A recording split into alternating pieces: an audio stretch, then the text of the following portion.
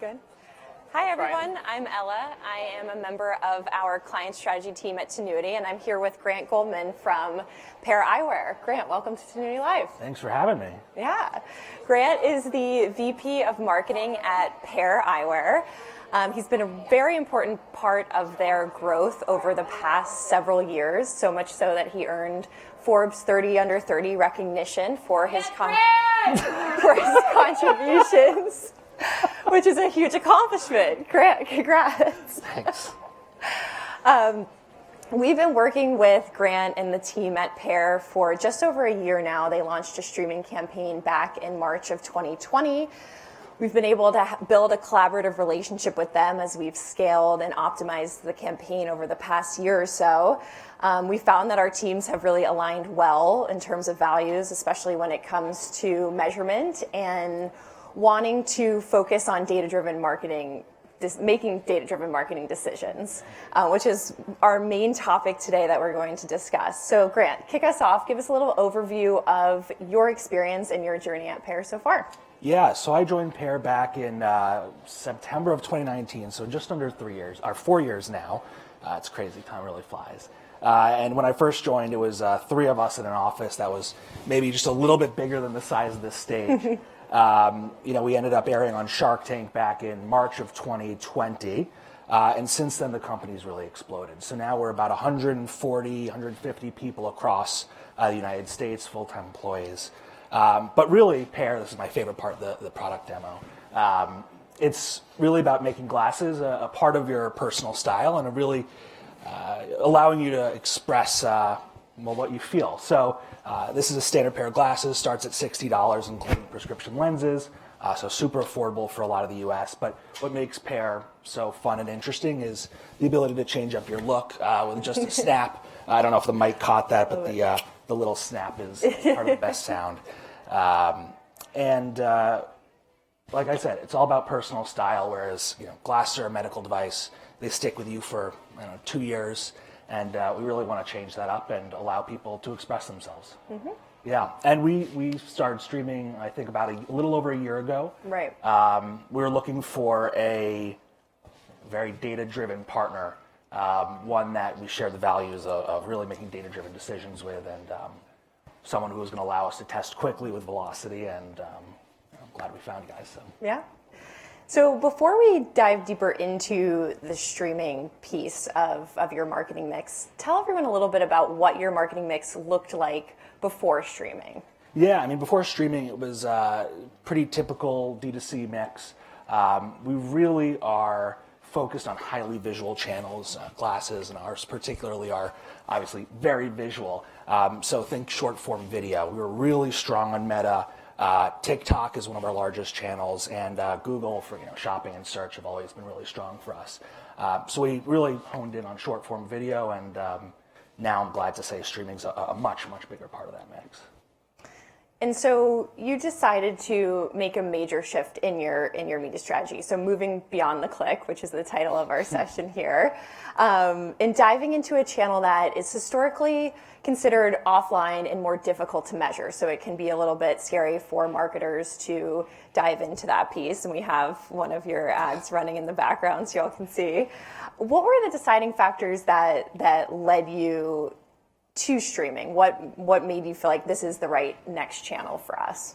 Yeah, absolutely. It's there's quite a bit of an audience overlap when it comes to streaming and who our customer is, or our customer, parts of our customer base. It's a very diverse customer base, but there's a really big untapped audience. And not only that, the amount of time people are spending on streaming every day is continuing to grow, and we're seeing that trend continue. Beyond that, we really wanted to be where our customers were finding their news, entertainment, sports, and they're consuming content on streaming, whether that's online, video or connected TVs. Mm-hmm. So we really wanted to be where they were, and we knew that there was strong measurement capabilities, despite not being able to, click on an ad and right. Directly measure that. We were able to find solutions that were strong. Yeah. Let's talk a little bit more about the measurement piece. So historically, marketers may have looked at something like a click-through rate for streaming campaigns as an indicator of how those campaigns are performing, but we know those aren't always the best and strongest indicators of actual performance and what's happening in your business when you turn on a streaming campaign. Can you talk a little bit more about what you were able to measure with your streaming campaign and how that contributed to launching on streaming and being comfortable with the results? Yeah, absolutely. I mean, we took a really full funnel approach to this. So we knew that streaming was going to impact top of funnel, brand awareness, traffic to our site. We're most of our business is done through our website, paireyewear.com. But it also is going to impact bottom of funnel. So conversions, really focusing on people actually making purchases. So we wanted to be able to measure all of that. And we really were able to get a full funnel approach to our measurement. Beyond that, we also made shifts from viewing this as kind of like both a acquisition and retention channel, and we really wanted to focus on just new customer growth. So we were able to take our metrics and exclude our existing file. And while it did have impact on existing customers and coming back and repeating, we really wanted to focus in granularly on just new customers making purchases. Mm-hmm. And we were able to exclude our existing file and actually just measure that successfully. Mm-hmm. And so you have all of this data that you're receiving from the team. How did your team validate the results so that you all felt comfortable about what you were seeing in the data?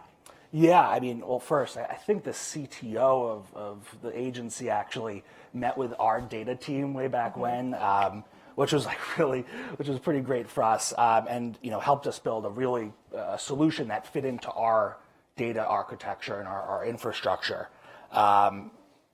Basically, we were able to take all of the data that you're collecting and capturing in terms of impression level, conversion level, sessions, all that stuff, and pass it back so it speaks with our data systems. Mm-hmm. So not only were we able to measure from the great dashboards that we have with Tinuiti, but also internally we were able to ingest that data and take unique identifiers that were passed along from publishers and networks, and match that with our customer base who are making purchases or even visiting the site, and be able to connect those two, and from there even match survey data from our customers. So if they saw a streaming ad, we would be able to say, okay, if they responded to a "how'd you hear about us" survey, we could then match them back. Mm-hmm. Same thing applies for even clicks. So even though they didn't click on an ad, we can see where they last clicked from because we have those unique identifiers and can match those together. So we made it really an automated process and continue to build on that. And we continue to iterate in terms of metrics that we're tracking. Yeah, and I feel like, as I said at the beginning, we've been able to build that collaborative relationship, not just from the media and the marketing side, but also the data side too, to make sure that we can have your team feeling confident in all the measurement pieces. Walk us through how, with access to all of this streaming data now, how you're able to test and optimize the campaign over time since we started working with you all about a year or so ago. Yeah, I mean, there have been tons of optimizations, and we've done them pretty quickly based on the data that we have. A really big one was shifting from connected TV devices to online video. So think more on desktop and mobile phones. And despite not being able to click, that's where they're shopping, right? They're seeing an ad on their mobile phone on typically Android devices for some reason perform better than Apple for us, and that's something we've actually shifted to as well. And have allowed us to make that shift quickly and do exclusions in terms of different device types. But beyond that, we've really done quite a bit of A/B testing in terms of creative. So the creative that we showed earlier with one of our influencers that we partnered with, Menzennial, who's been a really great long-term partner for us. We test a few different versions of that creative, plus price testing. So do we include a price on the end card? Do we not include a price on the end card? All that stuff we're able to put head to head and really understand what's performing better in terms of, again, full funnel metrics. Right. And then beyond that, even targeting and flighting.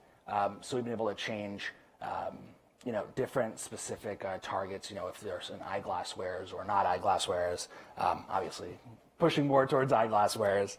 Then on the flighting side, excluding certain days. Yeah.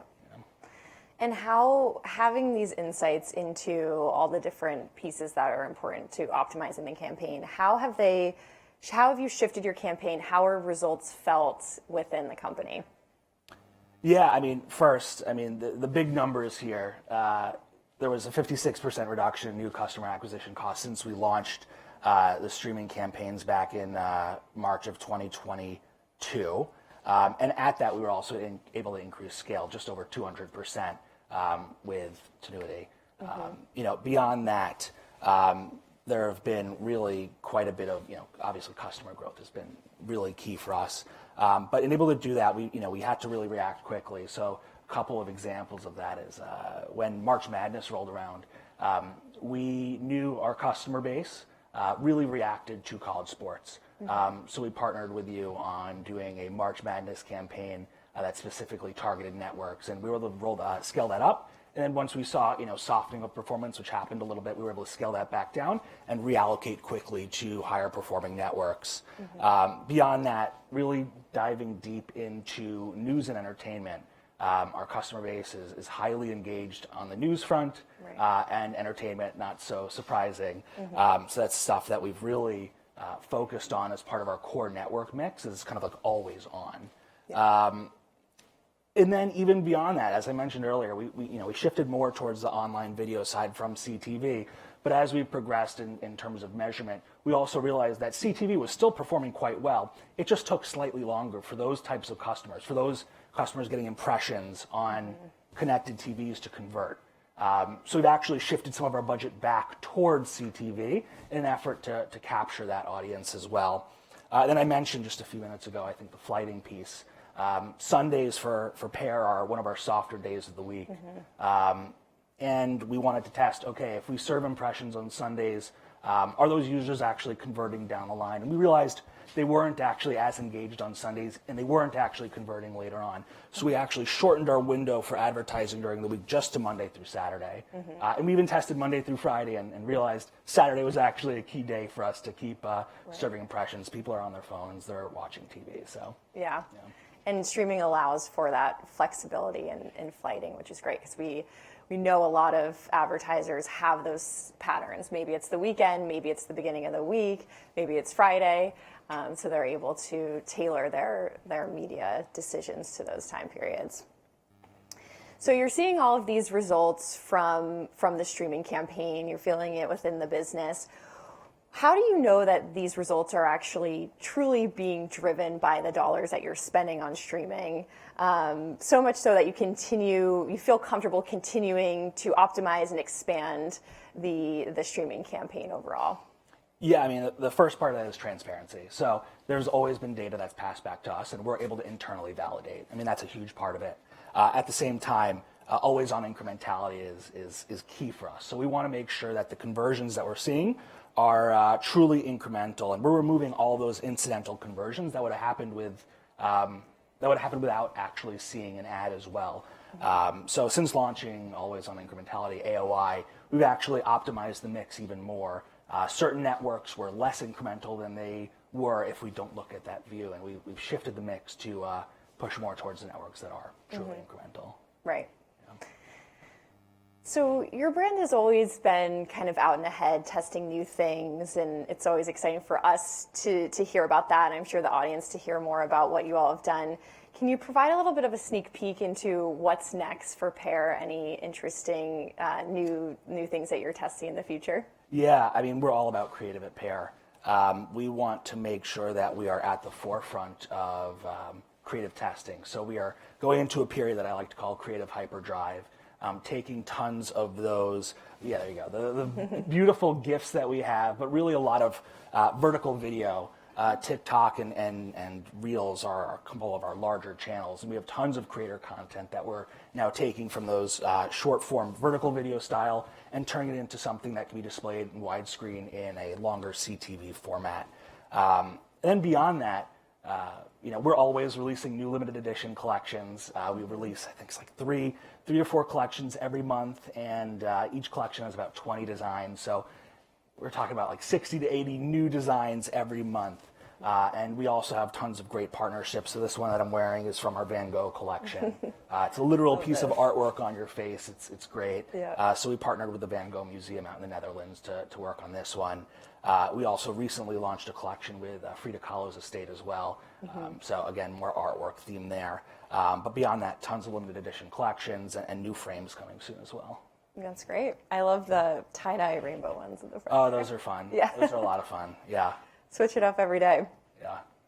Well, thank you, Grant, for chatting with us. If you all have questions for either Grant or myself, we'll be hanging out after the session in the little area right outside. We'd be happy to answer any questions that you have. We do have a lunch break coming up, sponsored by Braze. So thank you, Braze, for that sponsorship. We'll return at 1:30. So that is when Karamo Brown will be taking the stage with the NBC team. So definitely be sure to come back to the main stage at 1:30 so that you can listen into Karamo. Thank you, Grant. Thanks for being with us.